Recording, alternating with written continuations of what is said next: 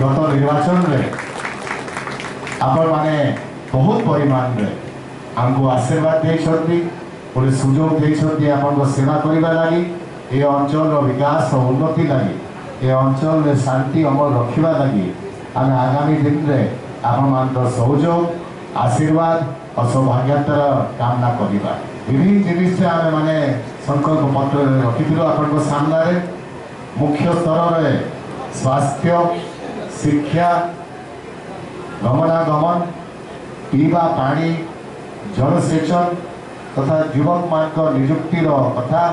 विभिन्न समाज लगी विभिन्न दाबी थिला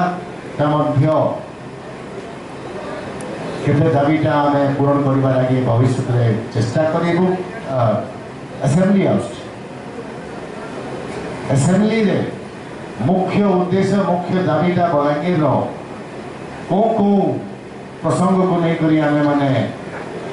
आपण लोकप्रतिनिधि हिसाब से ट्रू रिप्रेजेंटेटिव हिसाब से केमिति आम मैंने आगामी दिन में काम करवा तार लगी सहभागितार कार्यक्रमता रखाही मु चाहूँगी कि आपण मान व्यू नहीं करी आपण मान सजेसन नहीं करी बलांगीर आगामी 5 वर्ष में असेंबली भितर हो ना असेंबली बाहर हो ओडिशा सरकार संगे हो केंद्र सरकार जिला प्रशासन संगे हो आम आगामी दिन में कामटा संपूर्ण करने लगी चेष्टा करवा। बलांगीर विकास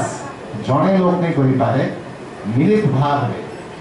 दल निर्विशेष आम मैंने मिसिकी एक होकर बलांगीर कथा रखा तेरे ही आगामी दिन में बलांगीर विकास हो पार्बा। उदाहरण सहित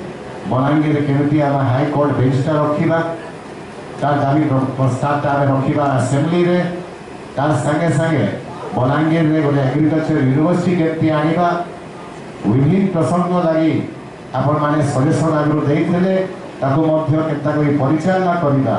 तार पाई मु आपण मानकर सजेशन आपण मानकर एडवाइसटा मु